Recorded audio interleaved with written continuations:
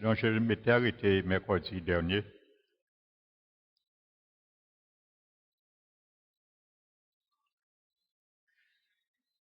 sur des exemples de l'œuvre providentielle en contraste avec une œuvre miraculeuse, dans chaque fois distinguée en fonction de son origine.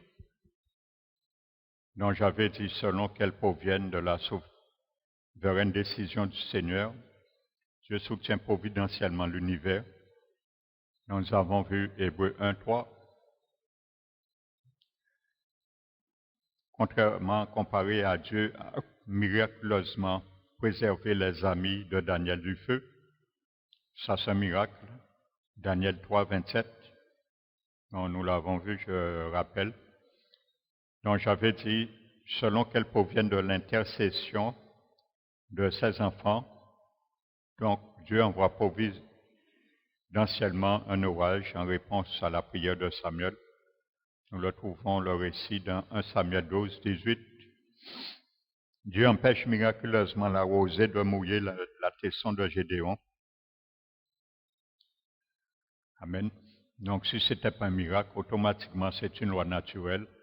La rosée aurait mouillé la tesson de Gédéon. On trouve ça dans Juge 6, versets 36 à 40.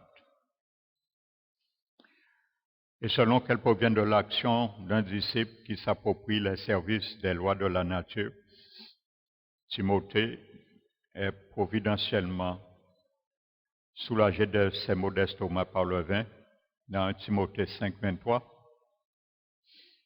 Et Pierre guérit miraculeusement et directement un boiteux au nom de Jésus dans Acte 3, 6, 7. Non, ce sont quelques exemples que j'ai pris, mais il y en a d'autres pour montrer la différence entre quand Dieu agit par un acte providentiel et un acte miraculeux. Donc je disais, ça peut sembler futile, et je m'étais arrêté où je disais, d'autre part, cela permet de réduire une partie du chemin qui sépare les chrétiens dits charismatiques de ceux qui ne le sont pas. Donc la différence n'est pas que les uns croient au miracle et les autres pas.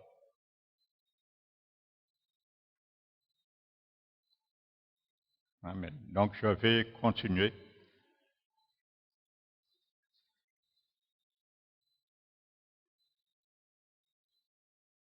Donc le don d'un miracle peut aller de pair avec une action d'évangélisation parmi une population non chrétienne. Mais les miracles ne produisent pas forcément la foi. Ce qui paraît paradoxal, dont les miracles ne produisent pas forcément la foi. Si nous prenons un texte dans Matthieu 21, Matthieu chapitre 21, le verset 15, la Bible nous dit, mais les principaux sacrificateurs et les scribes furent indignés à la vue des choses merveilleuses qu'ils avaient faites. Et des enfants qui criaient dans le temple, Hosanna au fils de David. Donc, vous voyez, au lieu d'avoir la foi, ils étaient indignés. Jean 12, 37.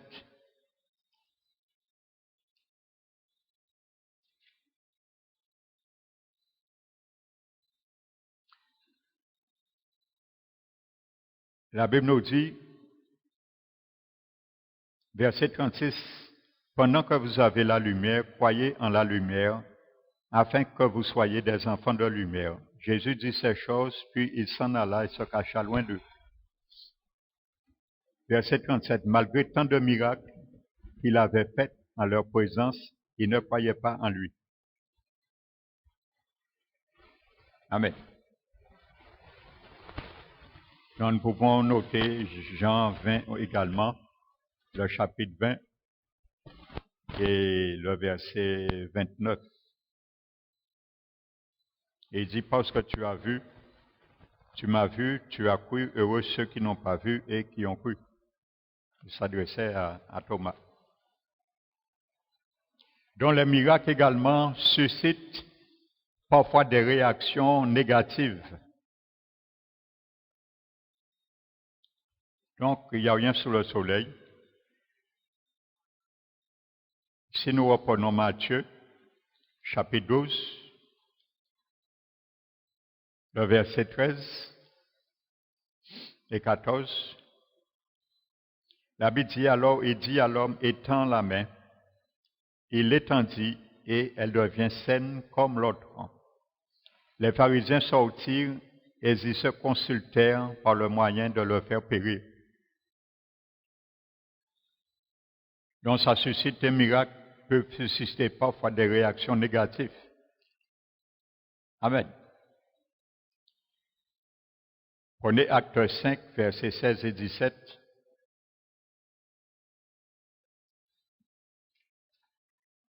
Acte 5, versets 16 et 17. La multitude accourait aussi des villes voisines à Jérusalem, amenant des malades et des gens tourmentés par des esprits impurs, et tous étaient guéris. Cependant, verset 17, le souverain sacrificateur et tous ceux qui étaient avec lui, savoir le parti des Sadducéens, se levèrent remplis de jalousie, mirent la main sur les apôtres et les jetèrent dans la prison publique. Donc, c'est des versets qui nous montrent que les miracles amènent parfois des réactions négatives. Donc, il y en a d'autres, notez Acte 6, versets 8 à 11, notez. Donc, il existe de vrais miracles qui sont trompeurs. Enfin, on peut dire, quand je dis de vrais miracles, entre parenthèses, qui sont trompeurs accomplis par la puissance de Satan. Parce que lui ne peut pas faire des vrais miracles, déroger les lois. Dans 2 Thessaloniciens, chapitre 2, verset 9, la Bible dit,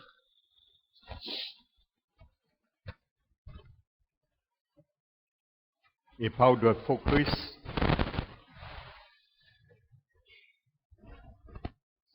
et parle de faux Christ et de faux prophètes.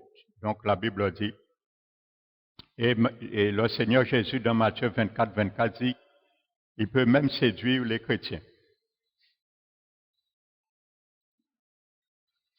Le Seigneur Jésus déclara à certaines personnes également qui ont fait des miracles en son nom. Ça veut dire qu'ils ont pris le nom de Jésus, mais ils n'ont pas fait ces miracles dans l'autorité du nom de Jésus. C'est ça la distinction. Ils prétendent le faire au nom de Jésus, mais ce n'est pas avec l'autorité de Jésus. Parce que n'oubliez pas, nous avons vu avant que les miracles sont des signes pour accréditer l'Évangile. Donc le Seigneur ne permettra pas de donner quelqu'un un don de miracle pour que la personne puisse ensuite introduire les gens dans l'erreur ou dans l'hérésie ou dans la tromperie. Donc c'est un signe lorsque nous voyons, même s'il semble que c'est des vrais miracles, si le message ne suit pas, ça ne peut pas venir de Dieu. Ça c'est clair et net. Il y a beaucoup de chrétiens, on les dit ça, ils disent oui, mais comment je l'ai vu et si ça ne venait pas de Dieu? Mais la Bible est claire. Le message doit accréditer le miracle. Et vice-versa. Ça c'est clair et net. Et ça c'est vraiment une clé de voûte pour dénoncer et démasquer les stratagèmes du diable. Parce que de plus en plus nous entendons et nous voyons ça maintenant, même en Guadeloupe.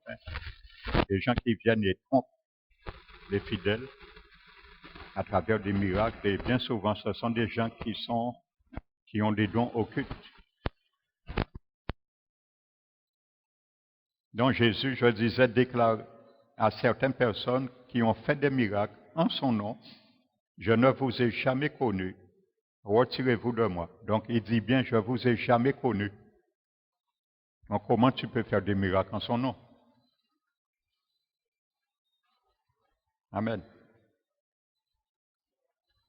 Il a dit dans Matthieu 7, versets 22-23. Donc ça veut dire que le miraculeux en soi ne prouve rien. Donc si quelqu'un se calque sur cela, il peut être séduit et trompé. Donc ça ne prouve rien. Il faut se donner la peine d'en déterminer la source. C'est ce qui est fondamental. Donc tous n'ont pas le don des miracles. Amen. La Bible est claire dessus, 1 Corinthiens 12, 30. Donc il y a certains, la Bible est claire, ils veulent démontrer qu'ils ont le don de miracle. Donc c'est tout à fait normal qu'ils vont tricher et trafiquer ce don par l'entremise de l'adversaire. Parce que la Bible dit clairement que tous, l'Esprit Saint ne donne pas à tous le don de miracle.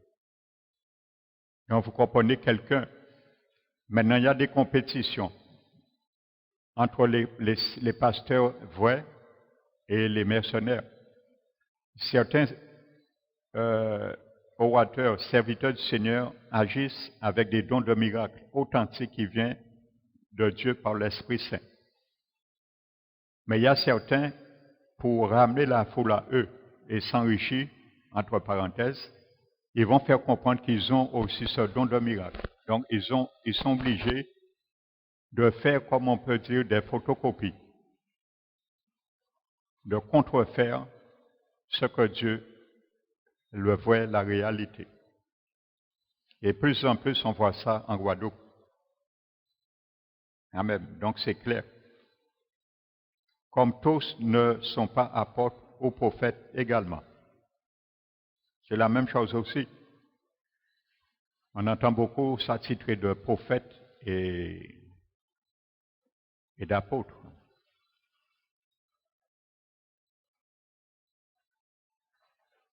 Il y a une femme qui m'a écrit justement. J'ai reçu une invitation, elle m'a écrit, bien que j'ai pris le courrier en retard aussi, de un jour près. Mais je m'étais toujours mis devant Dieu parce qu'elle m'avait déjà avisé, elle nous avait visité un dimanche, elle m'avait parlé de ce projet pour faire un défilé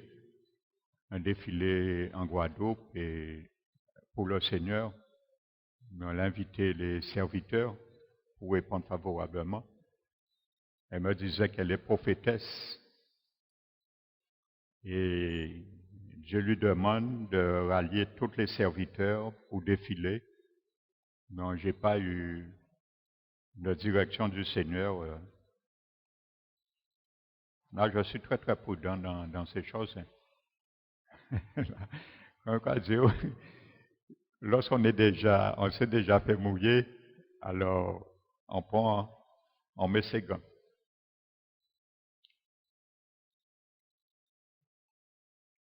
Dans le charisme des miracles est la capacité particulière, comme je le disais, d'accomplir des œuvres puissantes, extraordinaires et étonnantes au nom du Seigneur Jésus, comme signe manifeste accréditant sa personne et la parole de l'Évangile aux yeux des non-croyants. Il ne s'explique que par l'intervention directe de Dieu. Ces miracles. Et celui qui a ce don chasse les démons et guérit sur le champ des paralytiques et des boiteux. Amen. Nous voyons ça dans Acte 8, versets 6 à 7. Il peut jouir d'une protection aussi surnaturelle, ce don de miracle, dans Marc 16, 18, Acte 28, versets 3 à 6, c'est des versets, je cite, mais il y en a d'autres. Par ce don miraculeux, il peut ressusciter un mort. Amen. Je vous ai donné un témoignage mercredi dernier. Un homme qui était déjà en enfer, le Seigneur m'a envoyé prier pour lui et de l'enfer, il a entendu ma voix et qu'il est sorti par la grâce du Seigneur. Ça, c'est des dons de miracles qui se manifestent. Amen. Mais là, je n'irai pas parce que cet événement s'est présenté. Je n'irai pas me prétendre aller prier pour tous les gens qui sont morts, pour les ramener à la vie. Non, il faut que j'ai une direction du Seigneur. Là, j'avais une direction du Seigneur. Je me suis mis devant Dieu, je priais pour cet homme et j'ai demandé au Seigneur de lui faire grâce. Alors, je savais s'il mourait, c'est là qu'il irait. Et c'est le Seigneur qui m'a donné la direction, les paroles pour lui, et les choses ont été confirmées. Amen. Comme je l'ai dit, hein, il y a des gens, j'ai déjà prié pour eux, déjà vu la guérison de Dieu. Instantanément, les gens guérirent instantanément après la prière. D'autres, parfois, ils sont guéris graduellement, et d'autres, rien ne s'est fait. Seul je connais. Amen. Ça, je l'ai déjà vu. Donc, je ne cherche pas à savoir, je connais toutes choses. Les choses cachées appartiennent à Dieu. Donc, il peut ressusciter un mort à travers ce don. Notez Acte 9, 37, versets 40 et 42 également.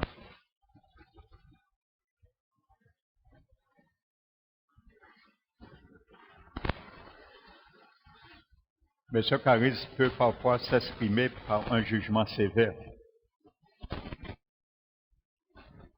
Frapper de mort subite ceux qui tentent l'esprit par leur hypocrisie. Dieu peut agir par ce don de miracle aussi de la sorte. Nous voyons un cas dans Acte 5, versets 5 à 10.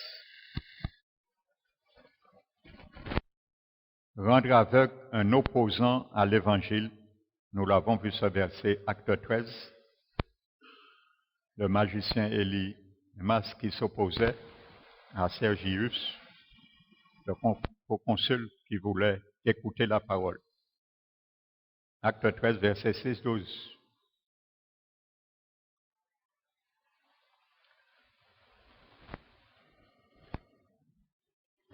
Donc ce charisme se manifeste surtout dans des circonstances où les moyens ordinaires et naturels ne répondent pas aux besoins de la situation. Comme nous l'avons vu, Dieu ne fait pas de miracle comme ça.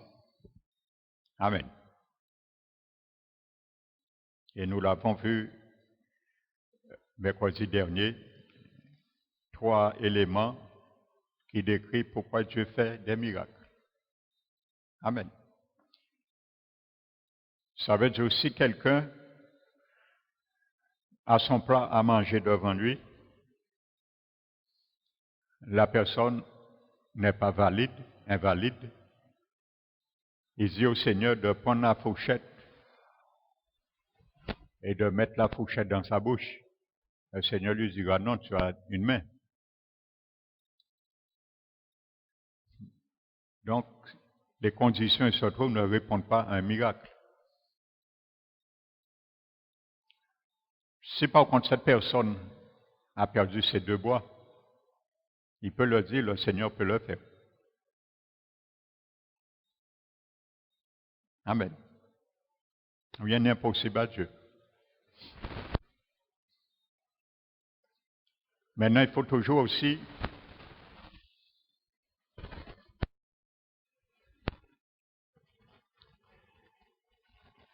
faire attention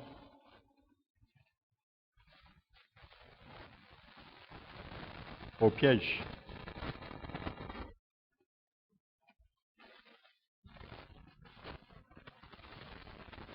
Donc, ça veut dire les pièges à travers ce don de miracle. Il y a toujours des pièges qui nous guettent. Donc, par exemple, l'orgueil. Romains 15.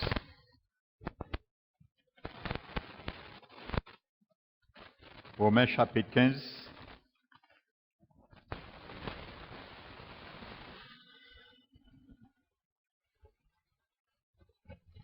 verset 17. J'ai donc sujet de me glorifier en Jésus-Christ pour ceux qui regardent les choses de Dieu. Car je n'oserais pas mentionner une chose si Christ ne l'avait pas faite par moi pour amener les païens à l'obéissance par la parole et par les actes. Vous voyez, un verset qui prouve encore le bien-être des miracles pour ramener les païens à Christ. Verset 19, par la puissance des miracles et des prodiges, par la puissance de l'Esprit de Dieu, ainsi depuis Jérusalem et les pays voisins jusqu'en Illyrie, j'ai abondamment répandu l'évangile de Christ. Donc l'apôtre Paul décrit bien, il ne s'est pas enorgueilli, faisant comprendre que c'est par lui que ces miracles se font. Amen. Donc le piège aussi, c'est l'exagération, la prétention à faire des miracles en privé. Comme je disais,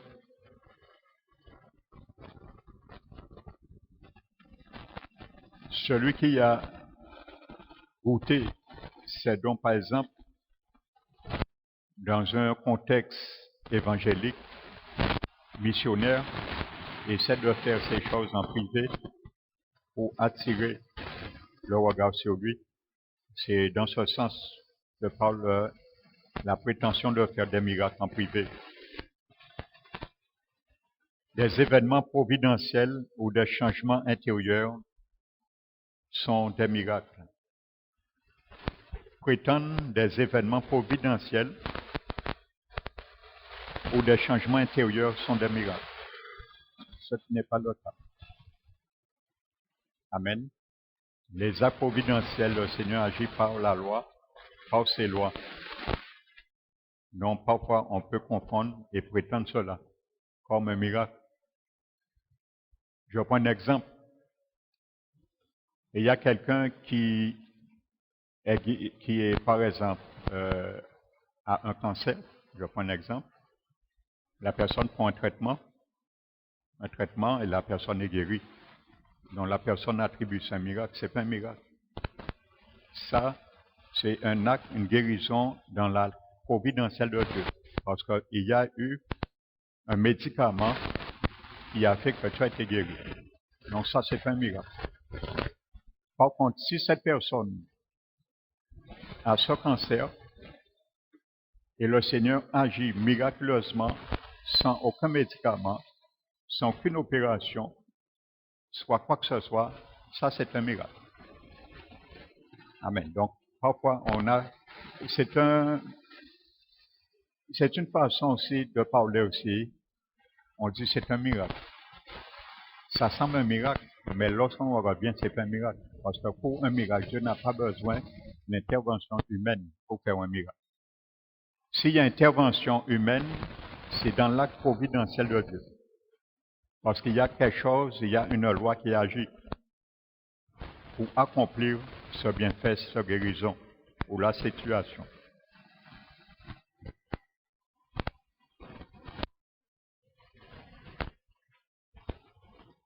Prétendre aussi que les miracles sont nécessaires pour engendrer la foi ou qu'ils peuvent assurer le succès de l'évangélisation. Nous avons vu des exemples, ça crée parfois l'incrédulité. Au lieu d'engendrer la foi, ça crée l'incrédulité. Donc ça, il ne faut pas que nous prétendons ça non plus. Ou qu'ils peuvent assurer le succès de l'évangélisation. Regardons Jean chapitre 4.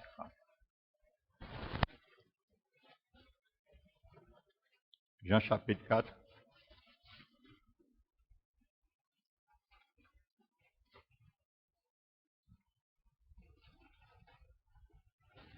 Verset 48. Jésus lui dit, si vous ne voyez pas des miracles et des prodiges, vous ne croirez point.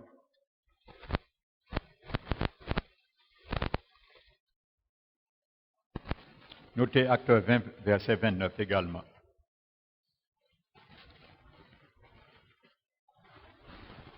Donc il y a un danger aussi pour attirer l'attention par un miracle sur un autre que le Christ.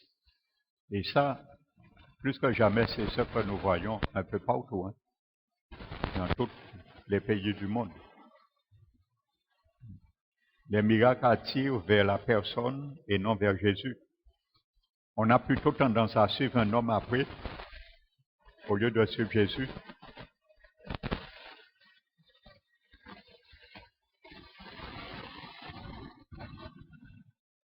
Donc ça aussi, c'est un signe.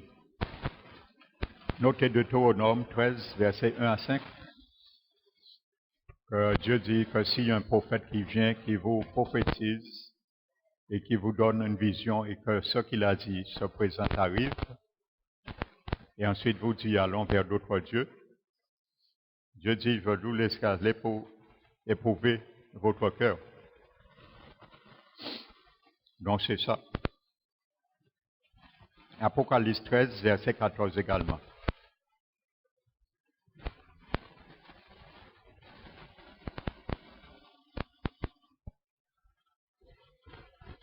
Prétendent aussi que le miracle physique est la manifestation principale de la puissance spirituelle. Je vais donner quelques versets, notez-les. Hein. Luc, chapitre 1, verset 17.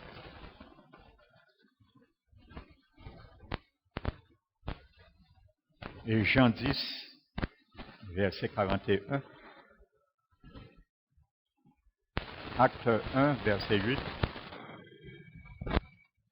Romains 1, verset 16. 2 Timothée 1, verset 8. Et 2 Pierre, chapitre 1, verset 3.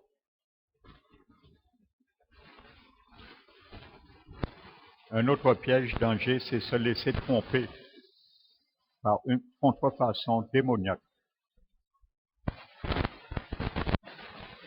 Regardons ce que dit Apocalypse chapitre 16 et verset 14.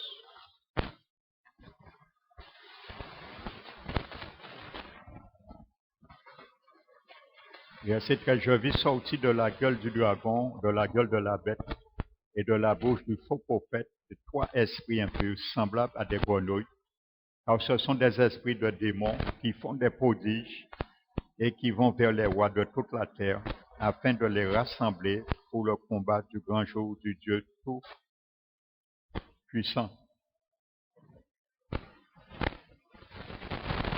Ça, c'est à venir.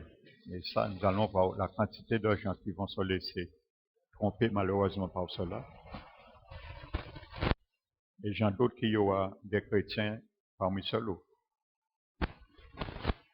Face à un miracle, je suis toujours dans le chapitre de danger des miracles.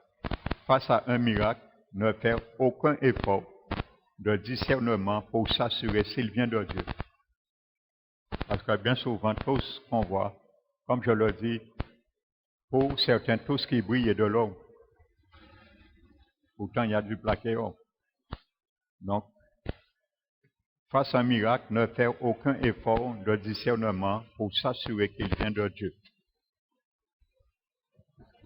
Permettre à un phénomène de prendre le pas sur la parole de Dieu.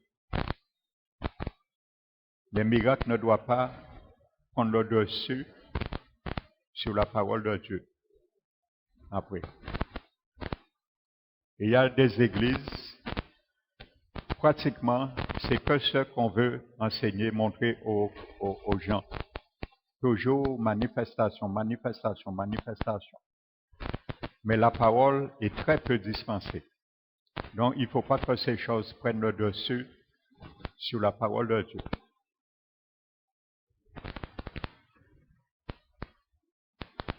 Céder au pragmatisme, ne pas y regarder de trop près, pourvu que les résultats suivent. Prétendre que seuls les dons miraculeux sont charismatiques. Ça, c'est un très grand danger. Parce que tous que les chrétiens, je dis chrétiens, on comprend pour le monde. Mais pour les chrétiens, tous dons miraculeux pour eux sont charismatiques. Ça veut dire qu'ils viennent de la souveraineté, le pouvoir et du Saint-Esprit. C'est ça que j'entends par charismatique. On prétend que seuls les dons miraculeux sont charismatiques. Appelez miracle ce qui ne l'est pas au sens biblique du terme, comme j'ai donné déjà quelques exemples. On peut penser que c'est des miracles, mais ce n'est pas miracle. Parce qu'un miracle, Dieu n'a pas besoin d'intervention humaine. Pour dire, prends un cachet, pendant une semaine, tu seras guéri. Non, ça, c'est pas un miracle. Dieu n'a pas besoin de la jonction de cachet pour guérir quelqu'un. On est guéri par des cachets. Dieu a permis que ça se fasse comme ça. C'est dans son acte providentiel. Mais ce n'est pas un miracle. Dieu peut permettre à un enfant, un chrétien, quelqu'un d'être guéri par une opération chirurgicale. Le Seigneur peut permettre par cela. Et le Seigneur peut aussi décider, au lieu que cette personne soit opérée, que lui, par miracle, il guérit la personne aussi bien. Donc, c'est deux choses différentes. Donc, je disais, appeler miracle ce qui ne l'est pas au sens biblique du terme. Et un dernier point, susciter une curiosité malsaine pour ce qui est spectaculaire. Et ça, combien parmi les enfants du Seigneur, ça, ils aiment ça. Malgré maintes avertissements.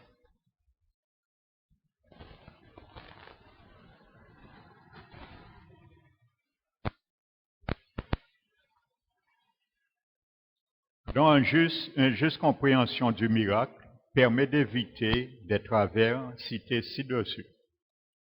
Si l'on comprend qu'il s'agit en effet d'un signe, c'est-à-dire un événement qui annonce le royaume de Dieu, on ne cherchera pas le miracle pour le miracle. Comme un poteau indicateur, un prodige n'a de valeur que s'il amène à destination, c'est-à-dire à Jésus-Christ. Et j'ai expliqué mercredi dernier les trois termes, miracle, prodige et signe. Ils sont associés ensemble. Amen. Le miracle émerveille en tant que prodige pour attirer en tant que signe à Dieu, à Jésus-Christ. Donc ainsi, une guérison annonce la guérison éternelle qui sera la résurrection des corps et une délivrance proclame la seigneurie de Jésus sur les puissants des ténèbres. Donc le message qui accompagne le miracle a donc autant d'importance que le prodige. Je répète, le miracle, le message qui accompagne le miracle a donc autant d'importance que le prodige. Amen. Vous vous rappelez, on avait fait une prédication sur la guérison. Et ensuite, le Seigneur m'avait conduit à prier pour les malades. Il y a eu beaucoup de miracles qui se sont faits. Ça, c'est des miracles. Donc, vous avez bien vu, le message qui accompagnait le miracle avait aussi autant d'importance que les miracles que nous avons vus. Amen. Donc ça, c'était pour accréditer en tant que signe la parole de Dieu. Je vous disais, il y avait un frère, le frère d'une sœur qui n'est pas chrétien, il était là, et son pouce Il avait fait un accident, son doigt était cassé, l'os du pouce était cassé. Et ça faisait une semaine, ça commençait à gangréner. Et le Seigneur, sans qu'il sache rien du tout, l'a conduit ce dimanche. Il est venu tout seul. Et quand il s'est avancé, j'avais dit que, au lieu d'imposer la main à tout le monde, de mettre leurs mains sur où qu'ils ont mal, et il avait mis sa main, il me l'a témoigné, il a témoigné à sa soeur aussi. Il a mis sa main, c'était son pouce gauche, il a mis sa main droite sur la main, et quand il a mis ça, il pouvait plus résister. Il a senti vraiment du feu, il a dit, du feu vraiment. Il s'est retenu pour ne pas crier. C'était très, très, très fort ce feu. Il voulait crier, il s'est retenu, il a dit. Mais pour ne pas crier, il voulait retirer la main. Mais il ne pouvait pas. Il a dit, sa main restait soudée. Il s'est retenu pour ne pas crier. Et ensuite, sa main s'est retirée. Il a été guéri instantanément. Le Seigneur a soudé l'os.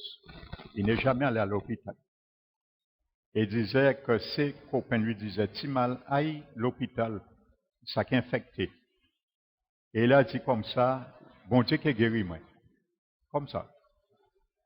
Et la semaine suivante, sans qu'il sache, le Seigneur l'a conduit ici. Donc, voyez, Dieu l'a pris au mot. Il a confessé ça et ça s'est réalisé.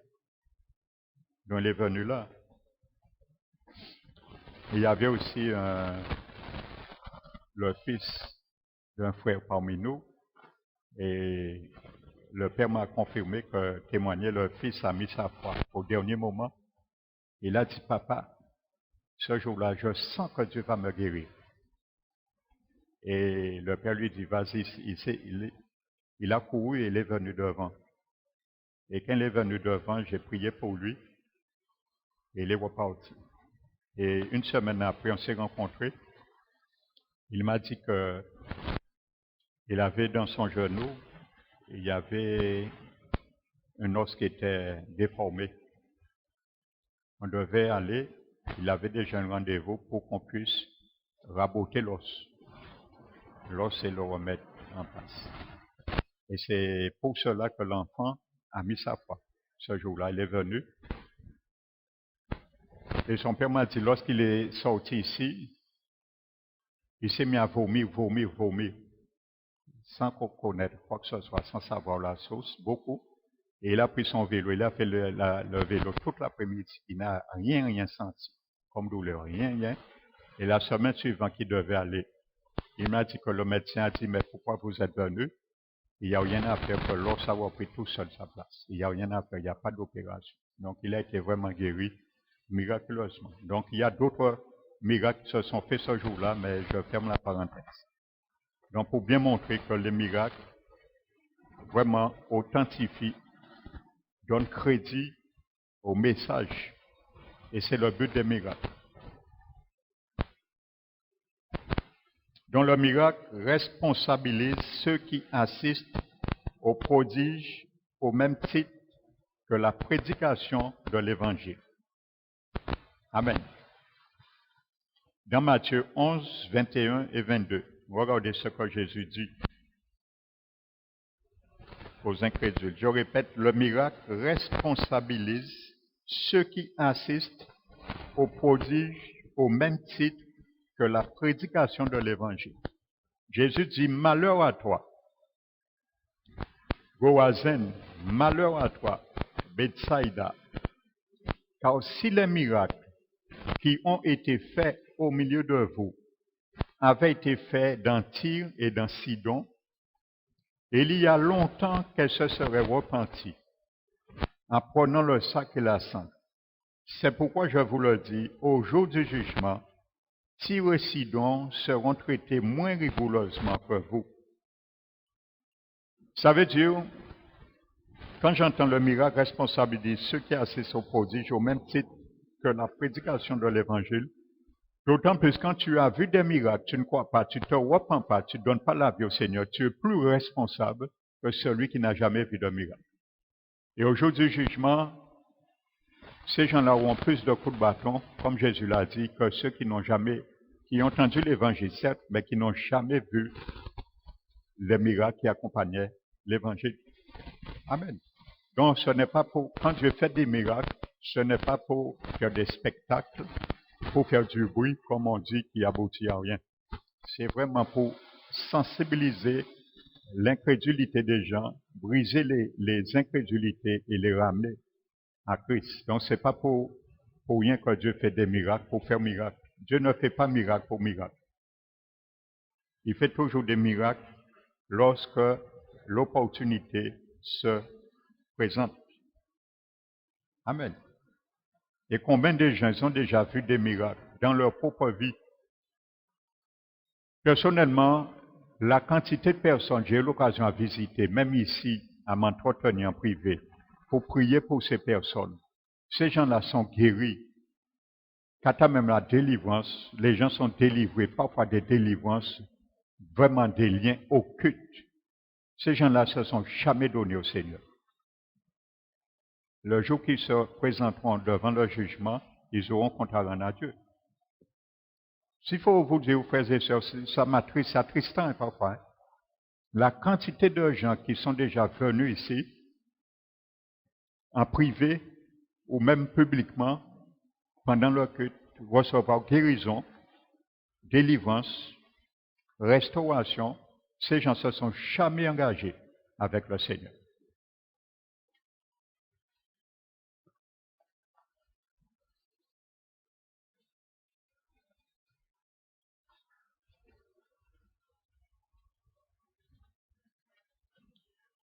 Donc maintenant,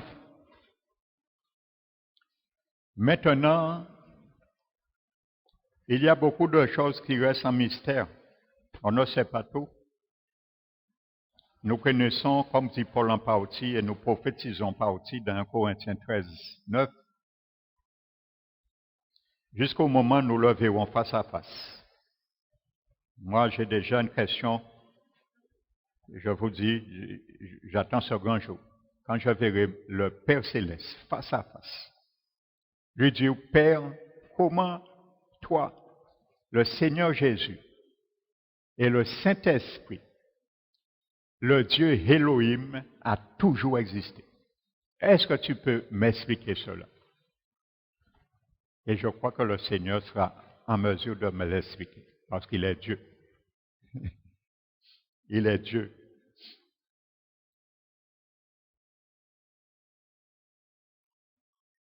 Il y aura beaucoup de choses incompréhensibles. Qui, par exemple, sait pourquoi Pierre ainsi que Paul et Silas ont été miraculeusement libérés de prison? On ne sait pas. Dieu aurait pu les laisser en prison. Dans Acte 12, versets 6 à 10 et Acte 16, versets 22 à 36. Tandis qu'Étienne était lapidé dans Acte 7. Donc, c'est des questions qu'on peut se poser, mais seul Dieu a le secret.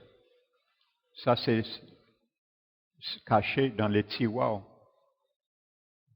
des secrets, des choses qui appartiennent à Dieu. Et Jacques mis à mort par l'épée. On pourrait se demander, mais pourquoi Dieu ne l'a pas épargné? C'est que Dieu pouvait, mais Dieu a voulu ainsi. Dans Acte 12, 2. Vous savez, selon les historiens de l'époque, semblerait-il que le prophète Ésaïe, au dernier jour de sa vie, essayait de fuir parce qu'on voulait le rattraper pour le tuer. Et pendant qu'il était en train de fuir comme un fugitif, il a rencontré un arbre. Mais à l'époque, c'est un arbre qui était immense, mais c'était un arbre qui était pourri. Donc, le tronc était coupé en certaine hauteur, mais c'est un arbre qui était très précoce, avec une très grande circonférence, mais à l'intérieur était creux, était pourri, mais était creux. Et le prophète Ésaïe pour se cacher de ses ennemis, pour ne pas être attrapé, il est rentré se cacher dans ce tronc et on l'a rattrapé. Et lorsqu'on l'a attrapé, ils ont pris une scie. C'était pas des scies électriques, mais à main. Et il y avait 2 hommes qui ont tenu la scie, chaque bout. On l'a tenu dans le tronc et on l'a scié à vif. En sciant le tronc, on l'a scié en 2. Semblerait-il, c'est comme ça le prophète Ésaïe est mort, selon les historiens, comme Joseph Fabius, qui raconte cela. Joseph Fabius était un chrétien historien qui a vécu au 1er siècle. Alors vous comprenez, frères et sœurs, le Seigneur Dieu aurait pu empêcher, il avait le pouvoir. Donc c'est des choses qu'on peut se poser. Et même penser parfois que Dieu est injuste, pour certains. Mais Dieu a ses raisons. Il a ses raisons. Même si ça dépasse la raison humaine, Dieu a ses raisons. Et je crois que même si on pouvait penser le pire à travers certains actes, mais je crois que Dieu ne fait rien pour rien. C'est toujours pour faire exploser sa gloire en toutes choses. Amen. Nous voyons le cas de Job.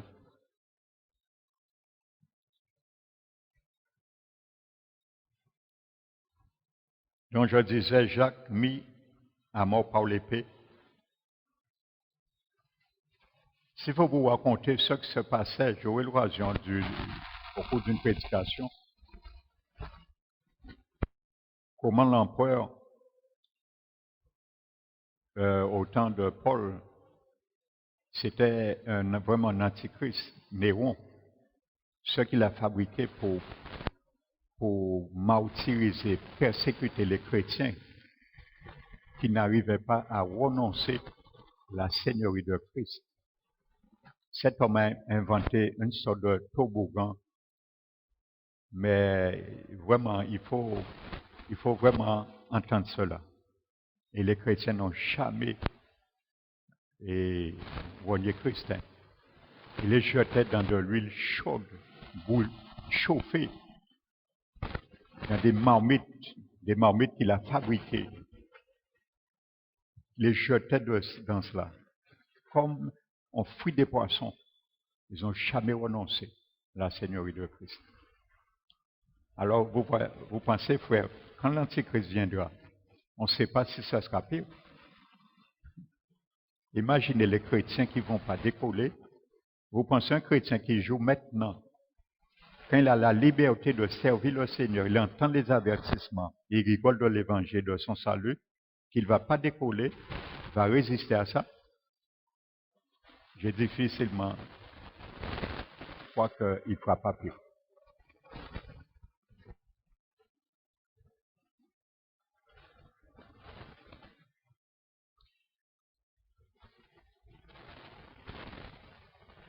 Quand le miracle pour lequel nous avons prié ne s'accomplit pas, on ne peut que placer notre confiance dans la sagesse infinie de notre Dieu d'amour. Il est Dieu. Il sait mieux que nous. Et quoi qu'il arrive, nous savons que toute chose concourt au bien de ceux qui aiment Dieu, comme Romains 8, 28 le dit.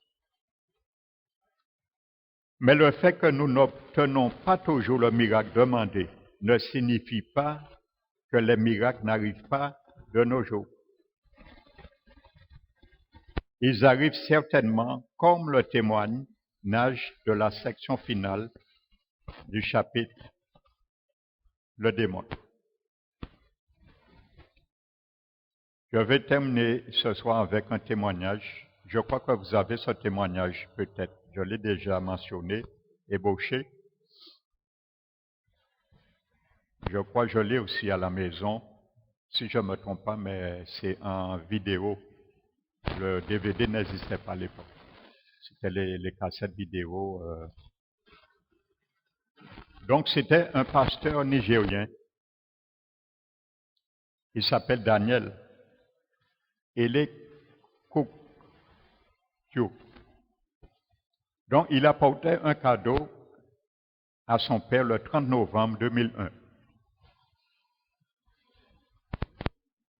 Je le lis, mais j'ai le film de cette vidéo à la maison.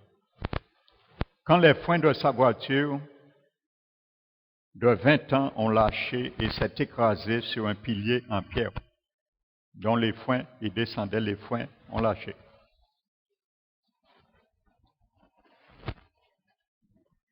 Daniel a souffert, le pasteur s'appelle Daniel, de sérieuses blessures à la tête et d'une importante hémorragie interne. On pouvait dire, mais pourquoi Dieu, c'est un pasteur, un serviteur, pourquoi Dieu ne l'a pas épargné? C'est Dieu qui sait. Comme on dit, gardons-nous de juger avec précipitation. Donc, on a certifié qu'il était mort à son arrivée à l'hôpital. Mais sa femme, Neka, était convaincue qu'il allait s'en remettre. Le verset de la Bible, des femmes recouvrèrent leur mort par la résurrection, qu'on trouve dans Hébreux 11, 37. Sa femme avait ce verset en tête. Et c'est avec ce verset que sa femme a résisté et a tenu ferme dans la foi, croyant Dieu va ressusciter son mari. Ce verset, dans Hébreux 11, 35, il dit « Des femmes recouvrèrent leur mort par la résurrection » résonnait continuellement dans sa tête, la tête de sa femme.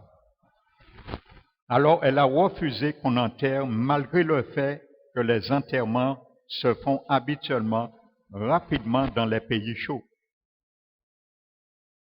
Donc son corps est resté à la morgue, le pasteur, après une injection d'un produit chimique pour empêcher la rigidité cadavérique. Donc, voyez, il est vraiment mort. C'est des gens cadavres. Je l'ai vu en vidéo. Il faut voir ça, frères et sœurs. Cet homme est cadavre. Vous avez déjà vu un cadavre. Ses os sont durs. Si vous essayez de plier, vous cassez. Il est cadavre. Les os sont durs. Si vous essayez de bouger l'os d'un cadavre, vous essayez de casser. Dans la vidéo, on le montre, frères et sœurs. Ça, je vous le lis. Mais il faut vraiment le voir. Donc l'entrepreneur des pompes funèbres a passé une mauvaise nuit, étant réveillé par des chants d'église qui semblaient venir des morts. Donc il est en train de rêver, d'avoir des visions. 3 fois, il s'est renseigné sur ce qu'il entendait, mais les chants s'arrêtaient à chaque fois. Finalement, l'homme effrayé a demandé à un parent d'emporter le corps plus tôt que prévu.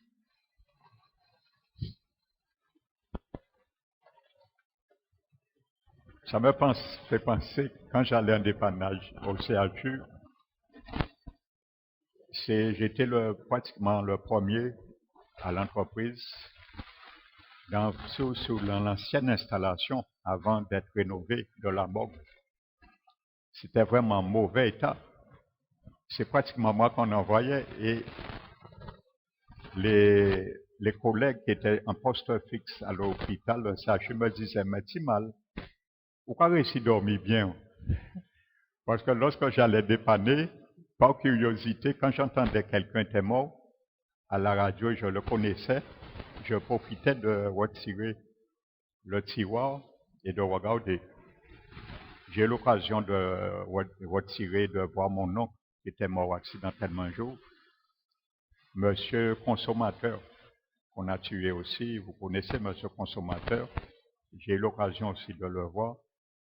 Une coiffeuse aussi, qui était la coiffeuse de mon épouse, on avait tué aussi dans son atelier. Donc, on me disait comment, je disais que on m'a bien mort, il prenait pas action sur moi. Les gens étaient surpris, hein. Et ça m'arrivait à rentrer parfois, à dépanner lorsqu'il y a urgence avec le mort dans la mort. Donc j'étais assis parfois sur les morts, le mort, Et parce que la cellule c'était vraiment restreint et il n'y avait pas beaucoup de place. Donc je me rappelle de cela. Donc je continue. Donc cet homme effrayé a demandé à un parent d'emporter le corps plus tôt que prévu. Mais cela arrangeait sa femme Neka. Elle était sûre que l'atmosphère à l'église où prêchait, il y avait un évangéliste ce jour-là qui prêchait, il s'appelle Ronald Bonté. Et ça, je peux vous dire, cet homme, il est d'origine allemande. Il a fait de ses propres frais tout ça. C'est un homme, il s'est sacrifié avec ses propres frais et avec près de 15 camions. Il se déplace comme ça, il monte des tentes et prêche l'évangile. Donc il a des tentes qui peuvent prendre 40 000 personnes. Et cet homme, par jour, c'est 40 000 personnes qui se donnent au Seigneur. Mais vraiment, c'est des miracles, des prodiges, des guérisons qui se passent à travers le ministère de cet homme. Amen. Quand même le baptême dans le Saint-Esprit, des milliers de gens au cours de son ministère, bien souvent, est baptisé instantanément du Saint-Esprit. Donc c'est cet homme qui était là. Donc sa femme était sûre que l'atmosphère à l'église où prêchait l'évangéliste Ronald Bonté suffirait pour ressusciter son mari. Donc le jour suivant, l'employé des pompes funèbres, inquiet de l'aspect que pourrait avoir un corps transporté, l'a habillé pour les funérailles, l'a placé dans un cercueil et a fermé le couvercle. Il faut voir ça dans le film. On amène ce cercueil devant la salle où l'évangéliste Ronald Bonté prêche et les vigiles sont là. Il dit, mais non, mais on ne peut pas laisser madame un cercueil rentrer dans une salle de réunion. Comprenez, les gens vont paniquer, les gens vont crier, les gens vont courir. La femme insiste, elle pleure, elle insiste, elle dit, je sais que Dieu va ressusciter mon mari. Et finalement, on a fait rentrer dans un couloir secrètement. Donc, après avoir, au départ, essuyé un refus d'entrer dans l'enceinte de l'église de la part des agents, comme je viens de le dire, de la sécurité, qui suspectaient un complot terroriste. Parce qu'on disait, on ne sait pas s'il y a une bombe, on ne sait jamais. Hein. C'est comme ça que Nicky Cruz a été converti. Hein. Il était venu pour dynamiter le lieu où prêchait Nicky, comment il s'appelle? Nick Hawson. Et c'est ce jour-là qu'il s'est converti. Hein. Ils étaient venus pour mettre des bombes. Et ce jour-là, le Seigneur a mis une bombe dans son cœur. Nicky Cruz. C'est comme ça qu'il s'est converti. Donc, on ne sait jamais, on dit, on ne sait pas si c'est un complot terroriste. La femme de Daniel, qui avait de la suite dans les idées, a finalement eu accès au cercueil qui était placé dans une pièce calme. Bonquet prêchait à l'étage dans l'auditorium principal. Le cadavre était placé sur une table où il était gardé par le personnel de l'église, qui avait remarqué que la rigidité cadavérique avait raidi les membres.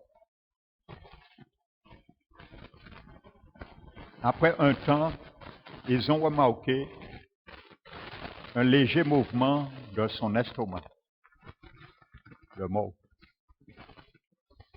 Ensuite, le cadavre a émis un souffle,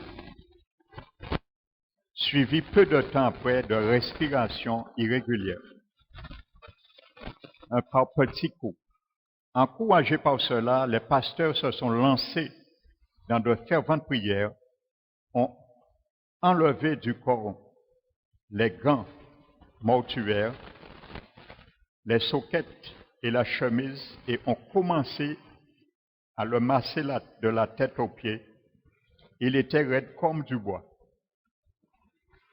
Finalement, à 17h15, le dimanche 2 décembre, presque 2 jours après sa mort, Daniel a ouvert ses yeux et s'est assis.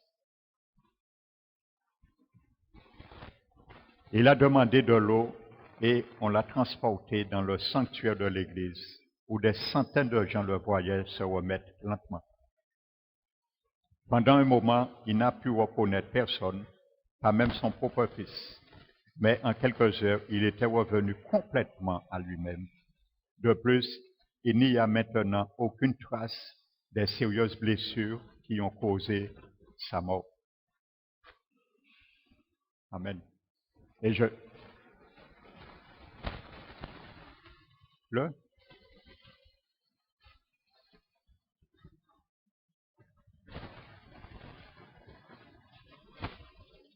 dois chercher, parce que ça fait tellement longtemps que ça fait plus de 20 ans hein, que j'ai ce film. Le nom, je vais le chercher. J'ai la vidéo. Et vous savez, dans la vidéo, lorsque cet homme, le pasteur, revient à la vie, la première chose qu'il dit, où sont mes notes, où sont mes notes, où sont mes notes, où sont mes notes? Alors on lui dit, quelles notes qu'il demande? Il dit, où sont mes notes, où sont mes notes? On lui dit, quelles notes qu'il demande? Et il dit que pendant il raconte maintenant, hein, donc je continue le témoignage, il raconte que lorsqu'il était dans l'ambulance, on l'amenait à l'hôpital, il sentait qu'il allait mourir. Il n'était pas encore mort, hein, lorsqu'on l'expédiait l'ambulance, il saignait, il sentait sa mort, sa femme était à l'intérieur de l'ambulance. Il a dit à sa femme de l'emmener près son docteur traitant, ainsi de suite. Et pendant qu'il discute avec sa femme, il y a un ange qui rentre dans l'ambulance, mais sa femme ne voit pas l'ange. Il voit l'ange tout seul. Et il allait dire à sa femme qu'il voit un ange, et l'ange lui fait chute. Et tout de suite après, il donne les dernières recommandations à son épouse. Il dit, bon, je crois que je vais partir.